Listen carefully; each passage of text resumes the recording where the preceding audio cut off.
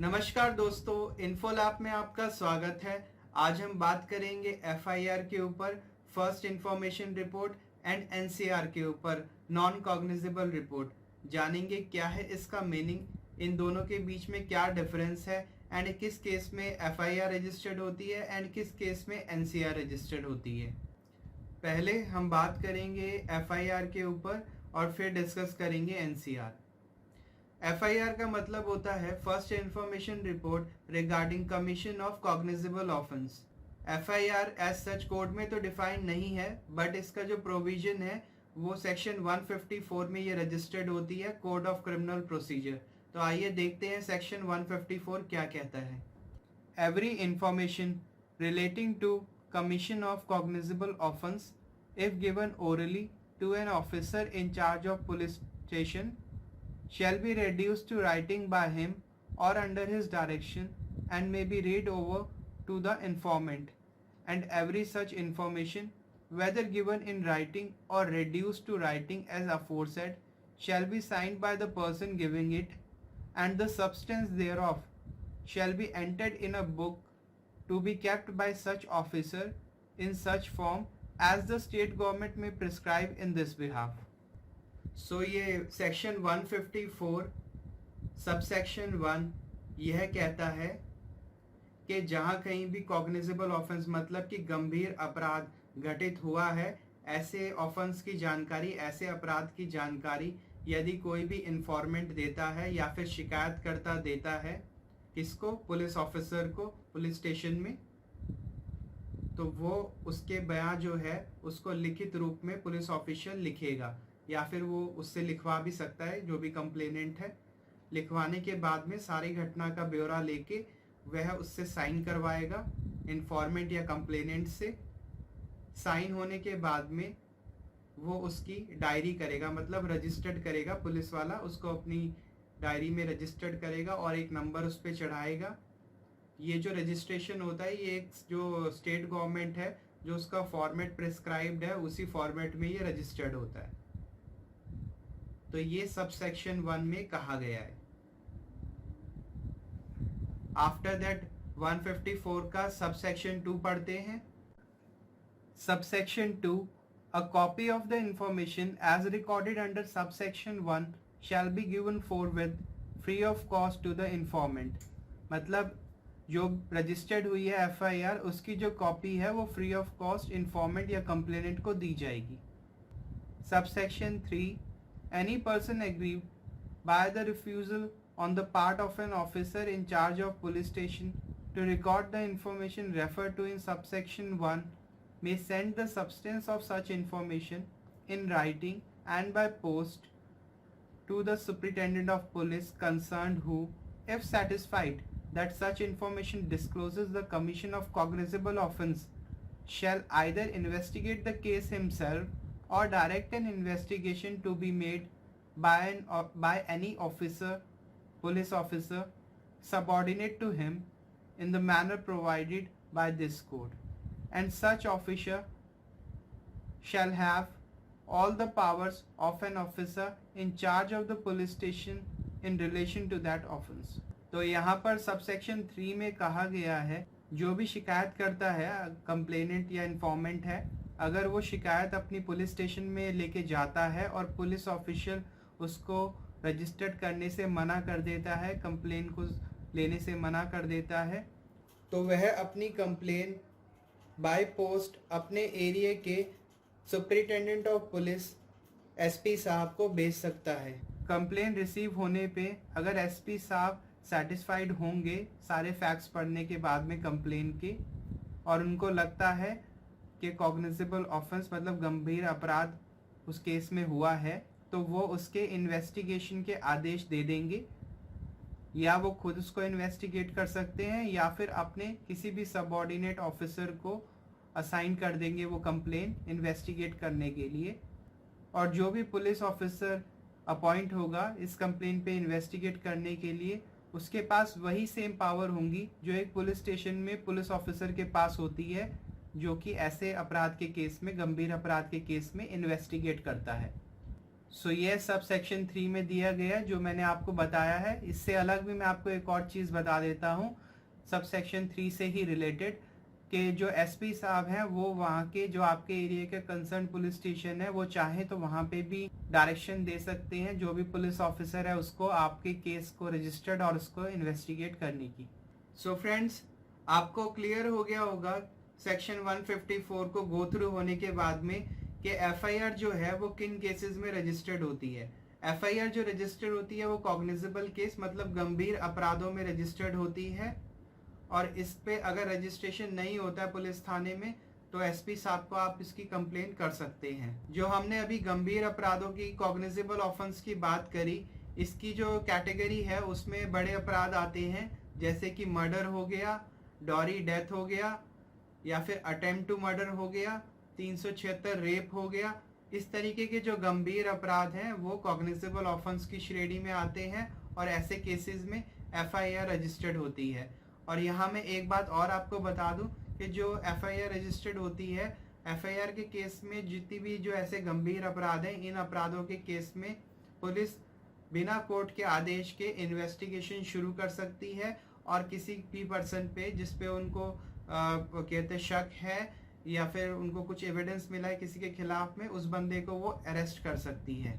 Cognizable and non cognizable offence पे मैं एक डिटेल वीडियो बना चुका हूँ, उसमें मैंने बताया है कौन सा अपराध किस श्रेणी में आता है। डिस्क्रिप्शन बॉक्स में मैंने लिंक दिया है उस वीडियो का, आप जाके वहाँ पर cognizable and non cognizable offence की वीडियो देख सकते हैं। उसमें टाइप्स ऑफ ऑफेंसेस मैंने सब ब्रीफली डिफाइन और सब कुछ बताया है। So this was all about FIR first information report. अब हम बात करेंगे एनसीआर के बारे में। NCR non cognizable report NCR code में तो डिफाइंड नहीं है, बट इसको जो रजिस्टर्ड करने का जो प्रोसेस है वो section 155 code of criminal procedure में डिफाइंड है। तो आइए सबसे पहले सेक्शन 155 पढ़ते हैं। आप अपनी स्क्रीन पे देख पा रहे होंगे section 155 of the code of criminal procedure. Information as to non cognizable cases and investigation of such cases.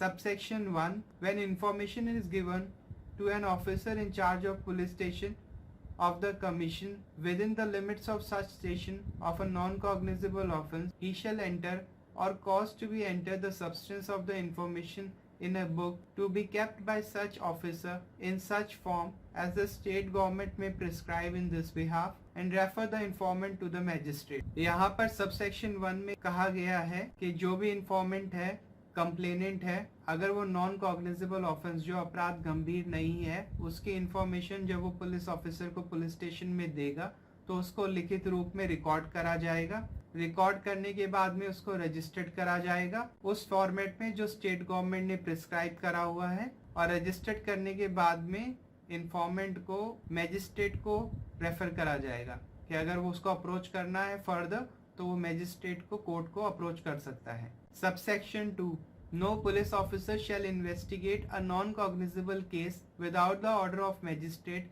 having power to try such case or commit the case for trial। किसी भी police officer के पास में अधिकार नहीं है non cognizable case मतलब non cognizable offence, सरल शब्दों में इसको कहेंगे जो अपराध गंभीर नहीं होते, उन पे इन्वेस्टिगेशन करने का किसी भी पुलिस ऑफिसर को अधिकार नहीं है जब तक कोर्ट का आदेश नहीं होता। Subsection 3, any police officer receiving such order may exercise the same power in respect of the investigation as an officer in charge of a police station may exercise in a cognizable case। यहाँ पर यदि police officer को direction मिलता है, order मिलता है court से investigate करने का, तो वह बिल्कुल वैसे ही इन्वेस्टिगेट करेगा जैसे वो गंभीर अपराधों के केस में, कॉग्निजेबल ऑफेंस के केस में करता है।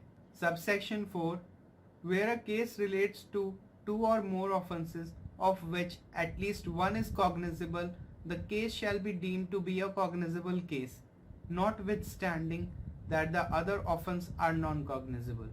यहाँ पर अगर जब कंप्लेन मिलेगी पुलिस वाले को और उसमें 2 अपराध हैं, एक कॉग्निजेबल ऑफेंस की श्रेणी में आता है और दूसरा नॉन कॉग्निजेबल ऑफेंस की श्रेणी में आता है, एक गंभीर अपराध है संज्ञेय अपराध और दूसरा असंज्ञेय अपराध है, गंभीर अपराध नहीं है। तो ऐसे में जो कंप्लेन रजिस्टर्ड होगी वो एफआईआर रजिस्टर्ड होगी कॉग्निजेबल केस के आधार पे। यहाँ पर मैं आपको सबसेक्शन जो 4 है एक छोटे से उदाहरण से समझा देता हूँ।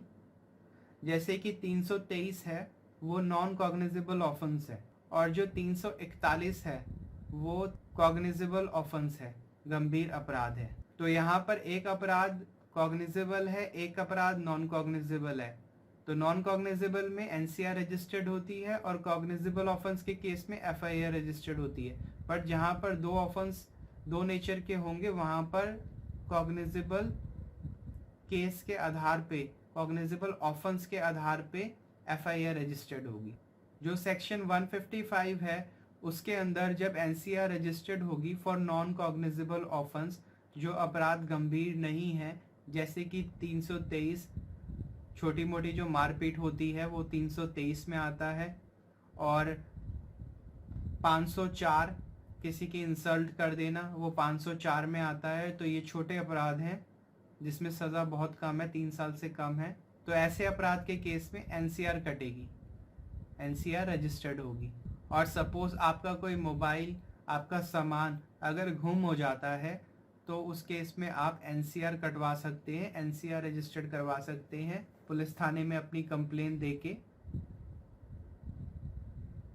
उस केस में आपका ये सेफ्टी होगी हमेशा कि अगर आपके मोबाइल से या फिर आपके लैपटॉप से अगर गुम हो गया है, उससे कोई क्रिमिनल एक्टिविटी में वो यूज़ होता है, तो उस टाइम पे अगर आपने एनसीआर कटवा रखी है तो आप बच सकते हैं।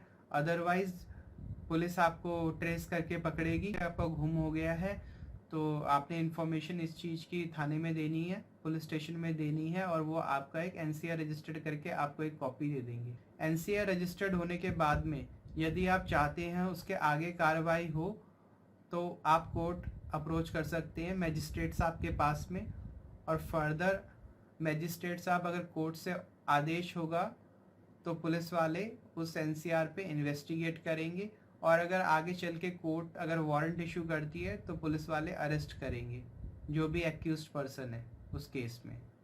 बट बिना कोर्ट के आदेश के पुलिस वालों को पावर नहीं है नॉन कॉग्निजेबल ऑफेंस में एनसीआर के केस में किसी को भी अरेस्ट करने की। ज़्यादातर जो एनसीआर रजिस्टर्ड होती हैं वो नॉन कॉग्निजेबल ऑफेंस के केसेस होते हैं, छोटे केसेस होते हैं, गंभीर अपराध नहीं होते, और जो बेल है वो पुलिस स्टेशन से ही मिल जाती है।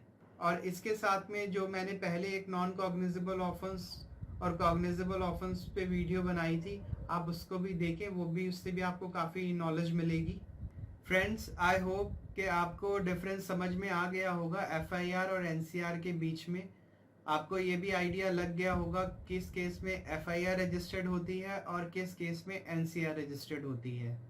I hope you like this video को लाइक करें, शेयर करें, हमारे चैनल को सब्सक्राइब करें, बेल नोटिफिकेशन को प्रेस करें जिससे कि मेरी वीडियो सबसे पहले आप तक पहुंच सके।